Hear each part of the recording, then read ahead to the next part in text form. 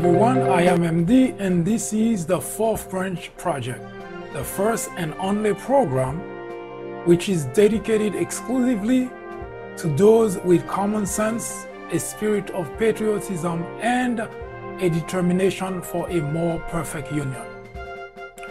The Fourth Branch Project seeks to emphasize country over party.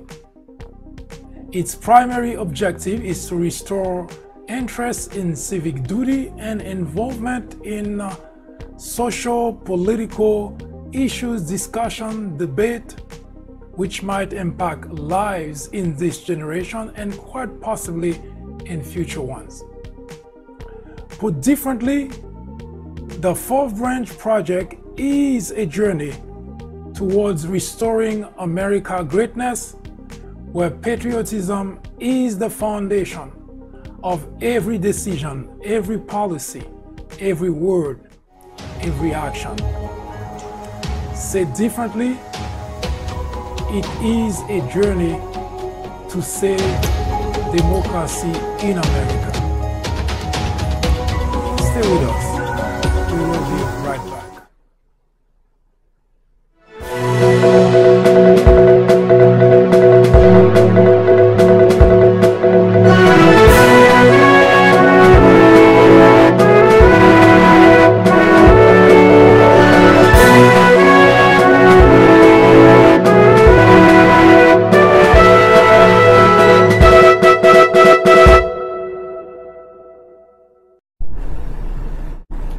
Good afternoon, I am MD and this is the Fourth Branch Project. where are we in this country? The state of affairs in the country is very bleak. Now,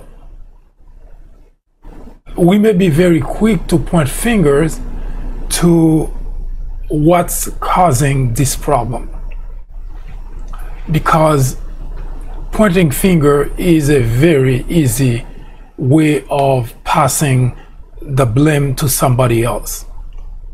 Now, it is without doubt that since the election of Donald Trump and as president, 45th president of the United States, the country has been in a very different state.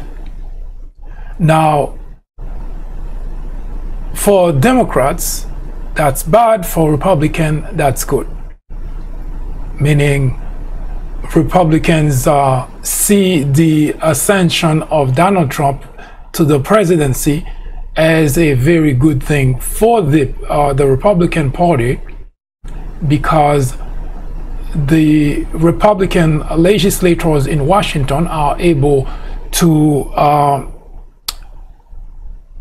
achieve or push most of their agenda. Democrats, on the other hand, has been the Democrats Party has been very sore over the way that Donald Trump has become president of the United States. Now, let's take a quick step back before we dive into what is going on in the country today and what does it mean for us, this generation, and for the future generation. Now, no matter which side of the political affiliation you stand, you cannot not notice that there is something very, very extremely different about the country. We always talk about the fact that the country has been divided, and for as long as I can remember, no matter who is in the Oval Office, there has always been conversation that the country is divided.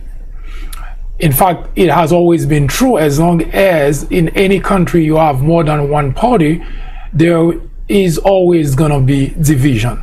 But the big difference between all the time, as far as I can recall, that we've been talking about the country being divided, and today is before Donald Trump.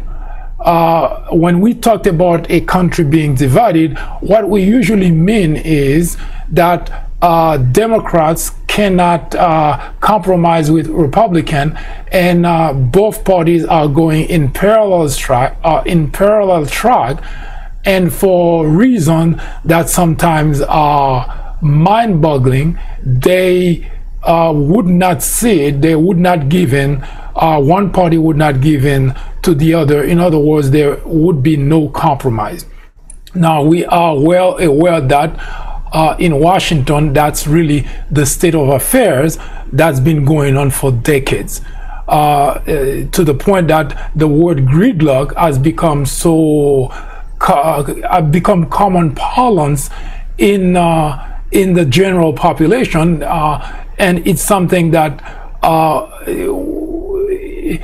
that has been caused by the fact that neither party wants to compromise with the other side in order to get some agenda advanced, in order to get something advanced, which is bad, because the very point of having legislators in Washington is to represent the majority. What that means is, while legislator X belong to the state of Washington, and legislator Y may belong to the state of Massachusetts, the common ground is that they both members of the same country, meaning that while people in Washington may want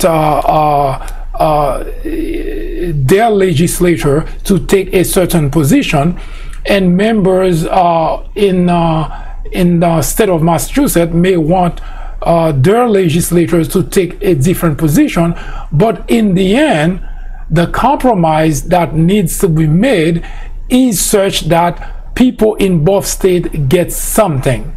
Not just the people in Washington get everything and people in Massachusetts get nothing, and vice versa.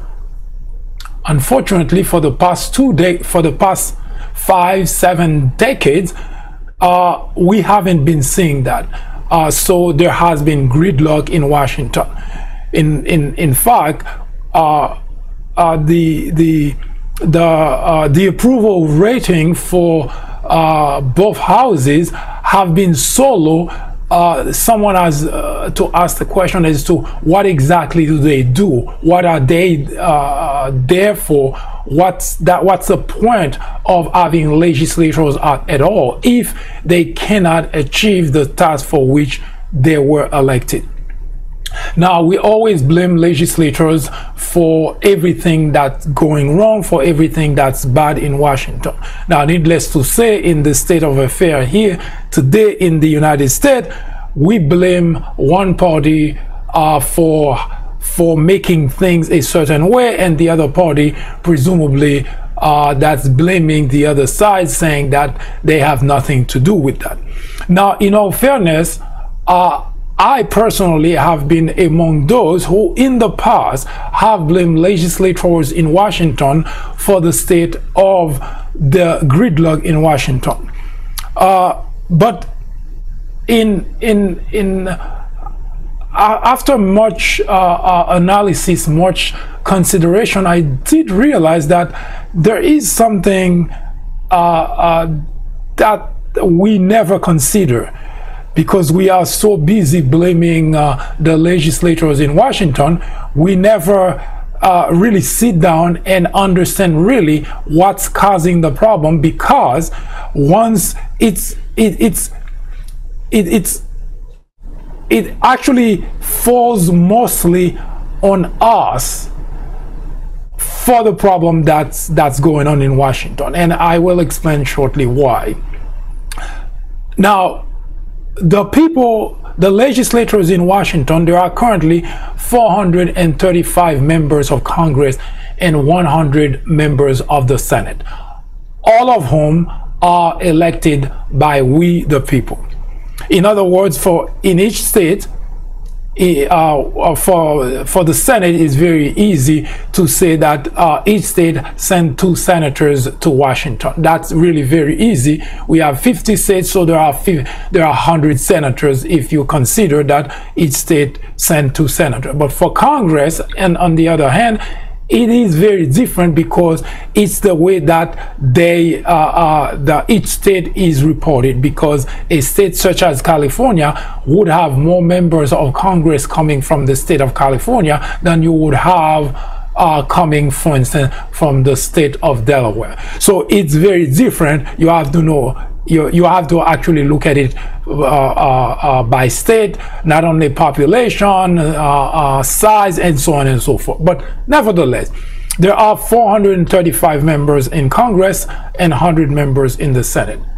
They do not just get there. We send them to Washington, which means whichever state we belong to, we elect member X, legislator X, to represent us in Washington. So legislator X is our voice. So if you belong, for instance, in the state of New York, as I am, then when I send someone to Washington, when I vote someone to go to Washington, and that particular candidate actually get elected or re-elected, what I'm hoping to happen is that that individual, that legislator, would go to Washington and argue the case of the people of New York, whatever is of concern, whatever is of interest to me.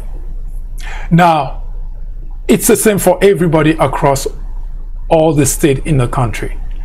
Now, what is currently going on is what we have been observing, rather, is the fact that for many decades now, the legislators that we've elected and sent to Washington have not been doing the job for which we elected them. They go to Washington and they attend to their own personal business, to their own selfish interests, without a care in the world for us, the taxpayers who elected them or re-elected them and sent them to Washington. Now, most of the time, you would notice that whatever they do, if we end up benefiting from their action, it's not because they intend to do anything that benefits us, but it's rather a residual, a byproduct of whatever they're trying to achieve.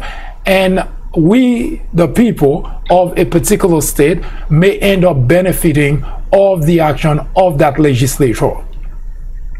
Now, we can blame the legislator all we want, but the problem, I found out, really rests almost exclusively on our shoulder. Now, let me explain why. If you hire someone, for instance, you have a house and there is a problem with, let's just say, even if there is no problem, let's just say you hire someone, you hire a contractor to do or redo your driveway, right?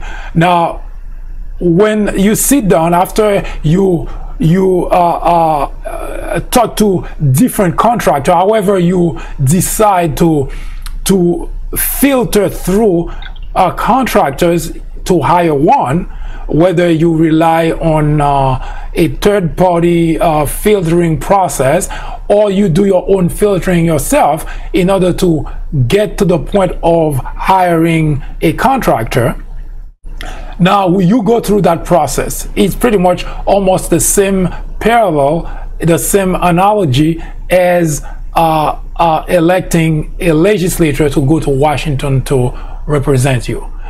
And that process, that vetting process, is done by you listening to the individual candidate, by asking questions, by going to town hall meeting and hear what that legislator or what that candidate, if it's the first time, or that legislator, if that individual is looking for re-election, what they have to say as to what they're going to do for the state in which you reside, and of course for the concern for the interest that you have, that you would want that particular candidate or legislator to address.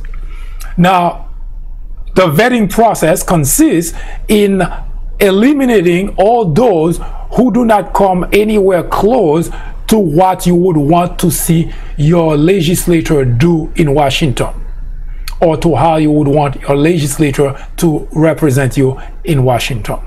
Now, that vetting process is done also for that contractor you're going to hire to do your driveway or redo your driveway. Now, once you settle on a contractor, once you settle on a candidate, then you go through the next stage, which is now finding out how much that contractor is going to charge you for the job of doing or redoing your driveway. Now, the contractor would give you obviously an estimate and letting you know why. Of course, if you do not care for the detail of the estimate, once the contractor say, let's assume for instance the contractor say it's going to cost you $2,500 to redo your driveway. Now, the only other aspect to that conversation would be, how long would it take? Now, if the contractor say it's going to cost you $2,500 and it's going to take me 2 weeks to do it, then you weigh the pros and the cons, because it depends on how quickly you want your driveway to be done, or whether that's important to you or not. That's the same thing that happened in reality when you're vetting a candidate to vote or to send that individual to Washington. Now, you vet different candidates, you find out what they have to say, whether you believe them, whether you trust them, whether you think they're going to do the job. Whatever way you go through that process, then you do the vetting process and you finally settle in on a candidate and you say, okay, that individual I'm going to vote for. Now, you expect the contractor that you hire to redo your driveway, you sign a contract with that contractor, and that contract, that agreement rather, you sign with the contractor, and it says that you're gonna pay that contractor $2,500 to do the job, and within 2 weeks the driveway will be done. Now, in a normal situation, normal circumstance, that should be a straightforward process. That should be a clear-cut conversation that you done with the vetting part. You done now with casting your vote for that particular contractor, because you've elected that contractor, and now whether you pay the contractor half before and half after, or you pay the contractor the whole thing, however you work out the detail, then that contractor is going to do the job, and in 2 weeks the contractor is going to complete the job. Now, the same process goes when you pick your candidate to go to Washington to represent you, to represent your state. Now, it depends. Now, that there is a slight difference between you hire a contractor to redo your driveway and elect a candidate to represent your state, because when you hire a contractor to do your driveway, it is an individual thing, because your driveway belongs to you, to your family, and that's that. But a legislator, a candidate who wants to represent the state, would not just represent you, but would represent you and everybody else who lives in the state. So the slight difference is that when you elect a candidate to represent the state in which you live, you also are sharing that individual, that candidate, with all other people in your state. So you cannot expect that candidate to go to Washington and just attend to your concern and attend to your business and forget about everybody else. So that particular individual would go to Washington and try to represent as many people as possible in the state in terms of concern. Anyway, let's say, I'll give a good example. Let's say, for sake of argument, that your primary concern, or the primary concern of the individual in your state, is healthcare. Now, if you're gonna pick someone to represent your state, the state of New York, in my example, then I better pick someone who also is concerned about healthcare and who also talk and promises to do things in regards to healthcare. So that's a vetting process. In other words, if the concern of the state is healthcare, you would not go and pick someone who is most concerned about, let's say, transportation. Although transportation may also be a concern in the state, also transportation may be an issue you might want a candidate to tackle, but healthcare is the primary concern for most people living in the state. In other words, you would want to pick someone who is going to represent the state for that particular topic. Now, the same way as the contractor, once you get that individual to Washington, election come, the state goes to the poll and vote legislator X to go to Washington to represent the state of New York. Now, The process is more complex than hiring a contractor to do your driveway. Understood. But when that legislator X is in Washington, now if you are someone who is very involved in politics or very involved in social issue or very involved so that you know what your legislators are doing in Washington, then you would follow that legislator very closely to see, one, whether the legislator is going to be in Washington pushing that agenda. Two, whether the legislator is going to simply drop everything so that they can attend to their own personal business. And three, whether that legislator is actually even care about the state of New York. So the reason it becomes our problem, we the taxpayer, we the people, is because every election we go and vote for the same individual, for the same legislator who go to Washington, attend to his or her personal business, do not care less, couldn't care less about the business of the state for which the legislature was elected or come from. And when time for re-election come, that individual come back to you and asking you to vote for him or her for re-election. Now,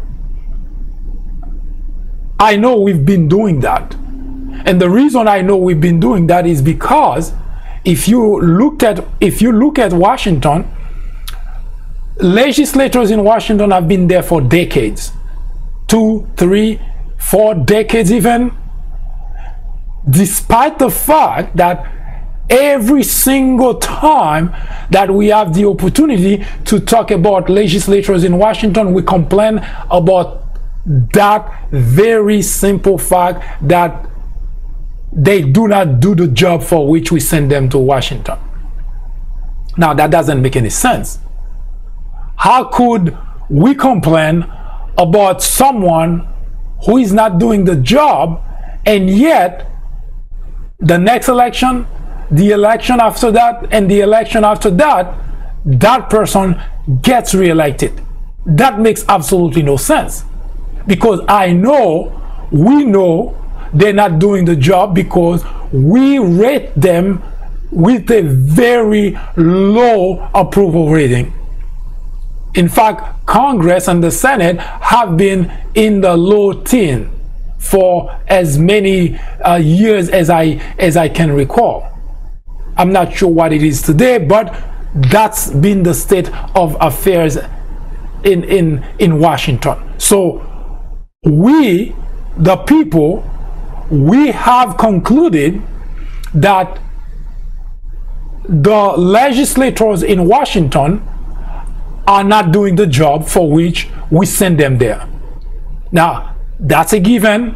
There is no argument there because we say so, not only because we complain so much, but also that's reflected on the approval rating that they have. But what doesn't make sense to me is the fact that some of them are there for 10, 20, 30, 40 years. So how can we complain about someone not doing the job and yet keep sending that same individual to Washington? Now, let me give you the parallel, the analogy to a contractor doing your driveway. Now, let's say for sake of conversation that after you sign the agreement with that contractor who promised to do your driveway in 2 weeks and estimate that it's going to cost $2,500. Now, I'm certain that if the contractor were to come and say, well, I'm terribly sorry, it's going to cost a couple of $100 more, you probably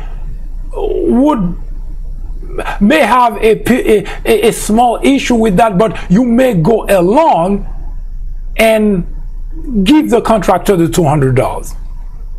Likewise, if the contractor were to come to you and say, well, I thought it was gonna take 2 weeks, but I may need a couple more days to complete the driveway, I'm very certain that you may not necessarily have a problem with that. In fact, if it's not inconvenient, if it doesn't inconvenience you, then chances are you're not even gonna see that as an issue at all. Now, I can go as far as saying that even if that contractor were to come to you and say, sir, I realize that I mentioned that it's going to take me 2 weeks to do the job and it's going to cost $2,500, but when I go to buy the material to do the driveway, I underestimated the cost of the material, so it may cost you an extra $500, and it may also cost take a little bit longer, maybe a couple days, 3 to max.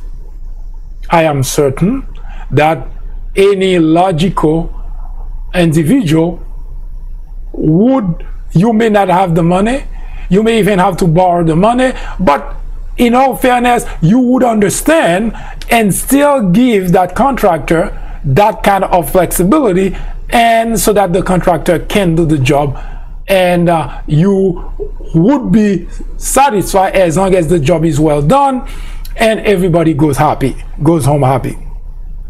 But I am fairly certain if that contractor comes to you, let's just say after 2 weeks, now not even half the job is done, and the contractor comes to you to ask you for more money and say, by the way, it may take another 2 weeks, I am fairly certain you're gonna blow, you're not gonna be happy. I'm fairly certain of that. You are not going to be happy. Now, the reason is because you and the contractor sign an agreement and both agree as to what it's going to cost and the time it's going to take. Now, here it is 2 weeks later, not only half the job is not done, and yet the contractor is asking you for more money. You're not going to be happy with that. Now, there are two courses of action I think you may take in a predicament like that. You get rid of the contractor and you sue the contractor, take the contractor to court. Or you may keep the contractor and say you don't care about how much more it costs or how much longer you have to take to do the job. The job has to be done. We have a contract, and if you don't get the job done, I will take you to court. Now, the first option is better, because a contractor that does something like that to you, I don't think you would want to continue with that contractor, because no matter how busy you are, if someone signed a contract, an agreement to do a job for you, and doesn't even have half the job completed and still looking for more money, that person is not considered reliable.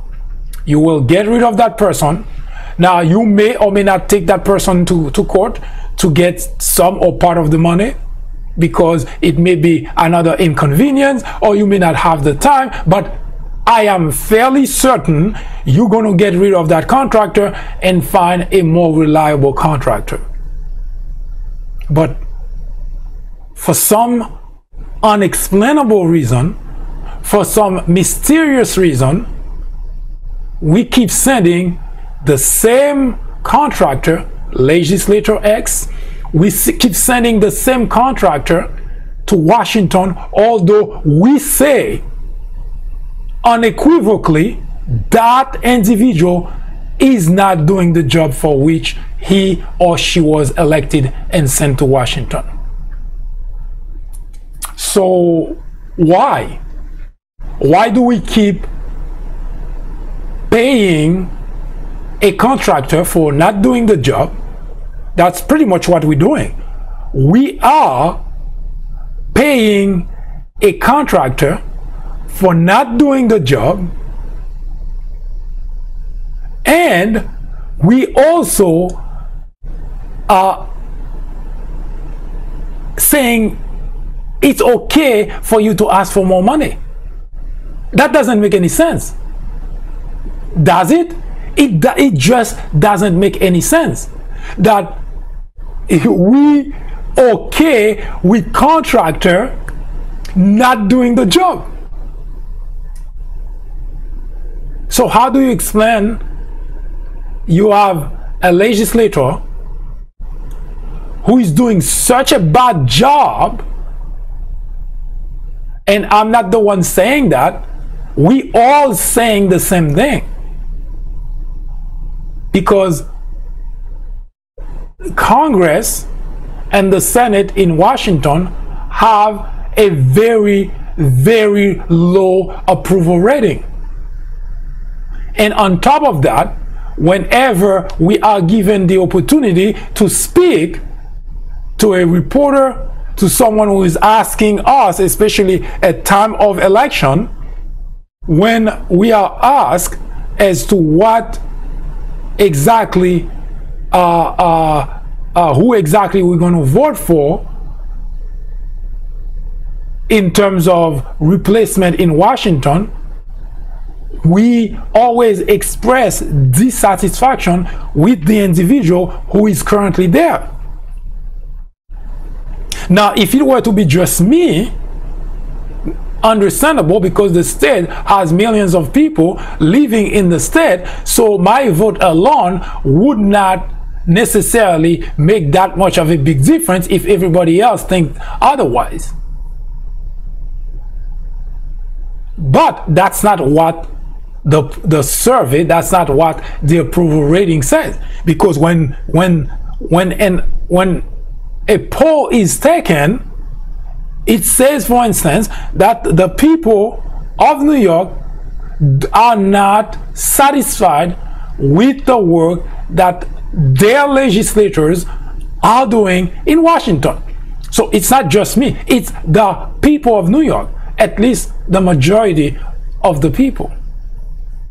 So it just doesn't make any logical sense that you would have something like that, because we would not accept a contractor doing something like that to us. So what is exactly going on? What exactly is going on?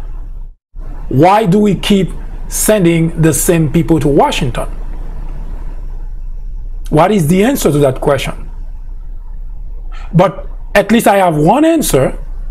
I know that the problem that the country is confronting today, that problem is caused by us. We, the people.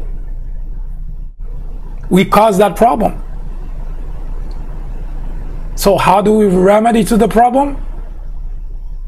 What do we do? Well, the answer seems rather simple, because as I just mentioned earlier, if you have a contractor that's not doing the job, you don't have to be a genius to figure out what you should do next. You get rid of the contractor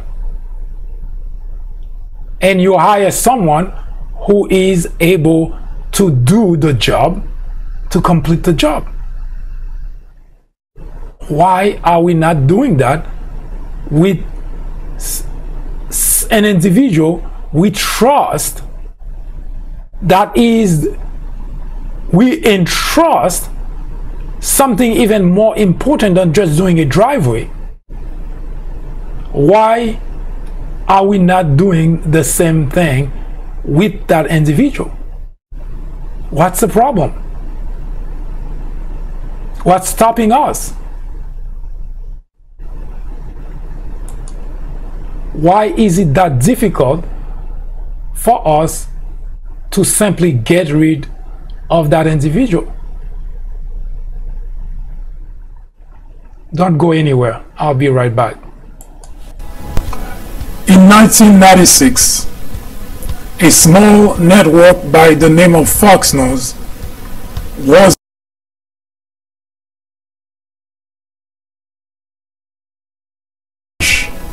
with just 17 million viewers. Today, with over 100 million people watching regularly, Fox has become the greatest threat to our democracy, constantly bombarding the airwaves with false information, distortion of facts, and outright lies, presenting to its audience as news. Fox has created an army of blissful ignorance. According to a recent survey, 82% of Fox viewers are ignorant of facts and the truth. To keep millions of people in ignorance not only prevents democracy from flourishing, but it also clears the path to authoritarianism, to dictatorship. Martin Luther King Jr. said, "Nothing in all the world is more dangerous than sincere ignorance and conscientious stupidity." Let me finish by saying that democracy cannot survive in an environment where truth and facts do not matter. At Fox, truth and facts do not matter. Indeed, democracy in America is in jeopardy. It is a crisis the country can no longer ignore.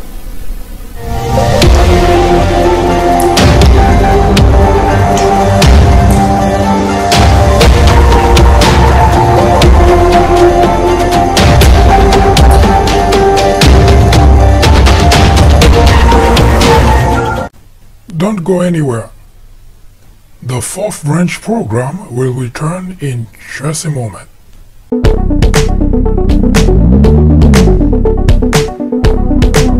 Join me here on the Fourth Branch at 10:30 a.m. and 6:30 p.m. every Saturday.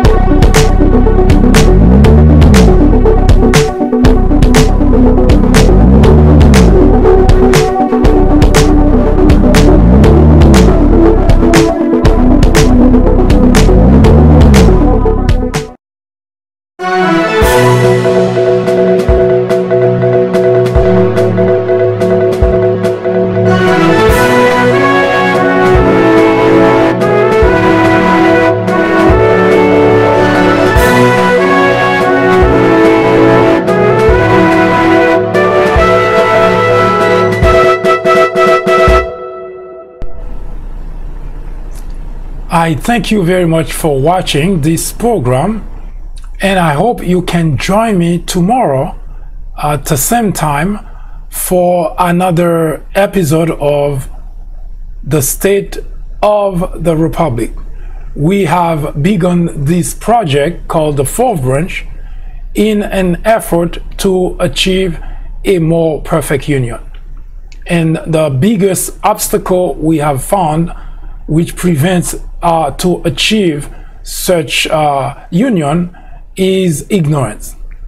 Ignorance is the biggest threat to any democracy. So we set out to talk about issues that plague the country and issues that we can offer, at least we can suggest a solution, and hopefully there will be enough of us who would pressure the legislators, those we elected, so that they can at the very least attend to the affairs of those who elected them. Thank you for watching. I am MD. I hope to see you soon.